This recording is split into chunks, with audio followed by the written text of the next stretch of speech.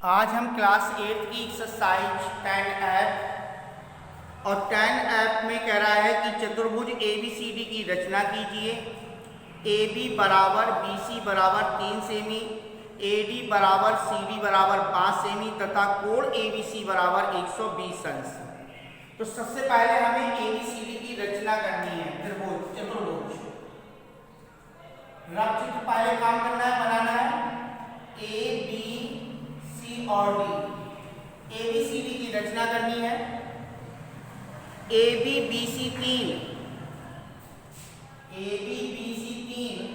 CD और DA बराबर 5 है और यहाँ पर कोण ABC माने कोण B 120 अंश है। 120 अंश का कोण दिया। बहुत सिंपल ही चतुर्भुज है।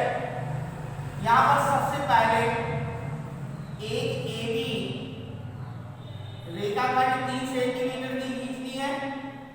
फिर B से कितने अंश का कोण बनाना है?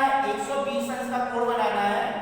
तो B से 120 अंश का कोण बनाएंगे और B से 120 अंश का कोण बनाने के बाद B से 3 सेमी का चाप लगा देंगे। ये बिंदु मिल जाएगा C, 3 सेमी का चाप। ठीक है। अब AB बराबर 3 सेंटीमीटर की रेखाखंड लीजिए। B से हमने 120 अंश का कोण बनाया। B से 120 अंश के कोण पर B से 3 सेमी का चाप लगा दिया। बिंदु C प्राप्त हो गया और C से 5 सेमी का और A से 5 सेमी का चाप, C से 5 का और A से 5 का चाप लगा देंगे। तो ये बिंदु हो जाएगा D को A से और D को C से मिला देंगे। ये भी 5 सेंटीमीटर और ये भी 5 सेंटीमीटर। ये चतुर्भुज बन जाएगा।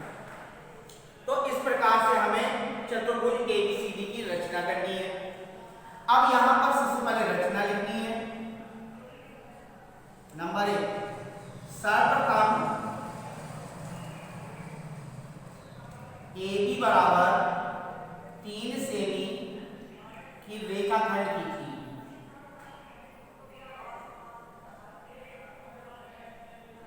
सर्वप्रथम AB बराबर 3 सेमी की रेखाखंड कीजिए। इसके बाद नंबर 2, बिंदु B से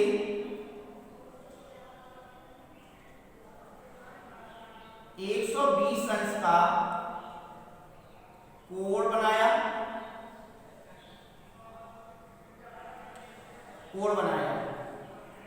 नंबर 3,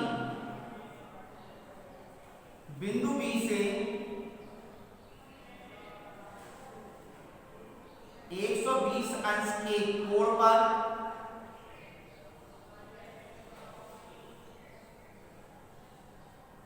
3 सेमी का चाप लगाया, जिसका कटाव बिंदु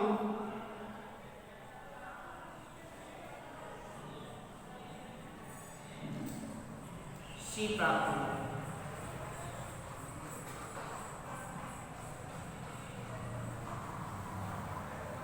C प्राप्त होता है। नंबर 4, बिंदु C से 5 सेमी तथा बिंदु A से 5 सेमी का चाप,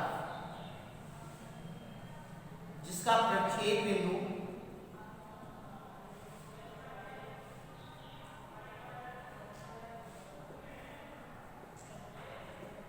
D है।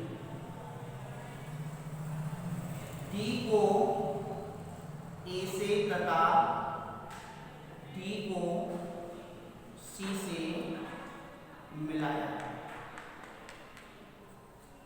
तो D को A से D को C से मिला दिया। अतः ABCD एक अभीष्ट चतुर्भुज है।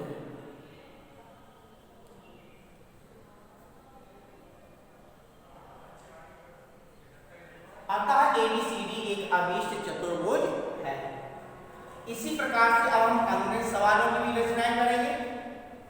दूसरा सवाल कह रहा है कि चतुर्भुज ABCD की रचना कीजिए। ए बी बराबर 2.8, बी सी बराबर 3.1, सी डी बराबर 2.6, डी ए बराबर 3.3 और कोण ए बराबर 60 अंश। तो ए बी बराबर 2.8, बी सी बराबर 3.1, सी डी बराबर 2.6, डी ए बराबर 3.3 और कोण ए बराबर 60 अंश है। तो यहाँ पर चतुर्भुज एबीसीडी की रचना करनी है। एक रफ चित्र बना लेंगे ए बी सी और डी। तो सबसे पहले ए बी बराबर 2.8, बी सी बराबर 3.1, सी डी और डी ए बराबर, सी डी बराबर है 2.6, 3.3 और कोण दिया गया है कोण ए बराबर 60 अंश, कोण ए बराबर 60 अंश दे रखा है। यहां पर कोण बी बराबर 120 दिया था, यहां पर कोण ए बराबर 60 अंश है। तो सर्वप्रथम हमें 2.8 सेंटीमीटर की रेखाखंड ए बी खींचनी है। ए बी खींचने के बाद ए से 60 अंश का कोण बनाना है। तो ए से 60 अंश का कोण बना लेंगे, चांदा से बना लेंगे। फिर इसके बाद ए से 3.3 का चाप लगा देंगे, 3.3 सेंटीमीटर का चाप लगा देंगे। ये बिंदु डी प्राप्त हो जाएगा। और डी से 2.6 का, डी से 2.6 का और बी से 3.1 का चाप लगा देंगे। ये बिंदु हमारा सी प्राप्त हो जाएगा। सी को डी से, सी को बी से मिला देंगे। ये आपका 2.6 सेंटीमीटर है और ये 3.1 सेंटीमीटर है। फिर से एक बात समझेंगे, ए बी पहले 2.8 सेंटीमीटर की रेखा खींचोगे, ए से 60 अंश का कोण लगाओगे, ए से 60 अंश के कोण पर 3.3 का चाप लगा दोगे, बिंदु डी प्राप्त हो जाएगा। फिर डी से 2.6 का और बी से 3.1 का चाप लगाएंगे, जिसका कटान बिंदु हमें सी प्राप्त हो जाएगा। सी को बी से और सी को डी से मिला देंगे, चतुर्भुज एबीसीडी बन जाएगा। और सेम पहले सवाल के तरीके से हमें इसकी भी रचना करनी है, रचना लिखनी है। इसके बाद बेटा आपका सवाल नंबर तीसरा है, एक आयत की रचना कीजिए। एक आयत की रचना कीजिए जिसकी भुजाएं 4.2, 2.5 सेमी है और इनके विकर्ण की लंबाई मापिए। इनके विकर्णों को मापना है। आयत के विकर्ण समान होते हैं, सम्मुख भुजाएं बराबर होती हैं, प्रत्येक कोण 90 अंश होता है।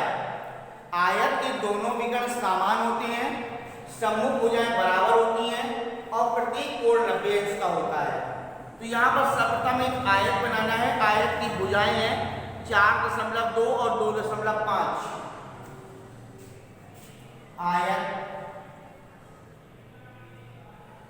की भुजाएं 4.2 सेमी तथा 2.5 सेमी और प्रत्येक कोण 90 अंश का होता है। यहाँ पर सबसे पहले हम 4.2 सेंटीमीटर की एक रेखाखंड खींचेंगे ए बी 4.2 की। ए से 90 अंश का कोण बनाएंगे और बी से भी 90 अंश का कोण बनाएंगे। ए से भी 90 का, बी से भी 90 का, यहाँ से 90 अंश के कोण दोनों तरफ बना लेंगे। और ए से हमें कितने का चाप लगाना है? 2.5 का। तो ए से 2.5 का और बी से भी 2.5 का चाप लगा देंगे। ठीक है, तो ये बिंदु हो जाएगा सी और ये बिंदु हो जाएगा डी। और डी को सी से क्या कर देंगे? मिला देंगे। तो ये हमारा 2.5 सेंटीमीटर, ये भी हो जाएगा 2.5 सेंटीमीटर और ये हमारा आ जाएगा 4.2 सेंटीमीटर। अब इसके विकर्णों को क्या करना है? नापना है। डॉट डॉट करके विकर्ण डाल देंगे और विकर्णों की नाप लिख देंगे। विकर्ण रचना के बाद लिखनी है, रचना लिखने के नीचे AC बराबर BD बराबर जितनी नाप आएगी उतनी नाप लिख देनी। दोनों विकर्ण समान होंगे। इसके बाद चौथे सवाल से पहले फिर से एक बात समझ लो कि यहाँ पर आयत की भुजाएं 4.2 और 2.5 है। AB 4.2 सेंटीमीटर की रेखाखंड खींच ली 4.2 की। A से 90 अंश का कोण बनाया, B से 90 अंश का कोण बनाया। A से भी 2.5 का और B से से भी 2.5 का 90 अंश के कोण पर हमने चाप लगा दिया। ए से ऊपर डी बिंदु मिल गया और बी से ऊपर सी बिंदु मिल गया। सी को डी से मिला देंगे, ये एबीसीडी एक आयत बन जाएगा।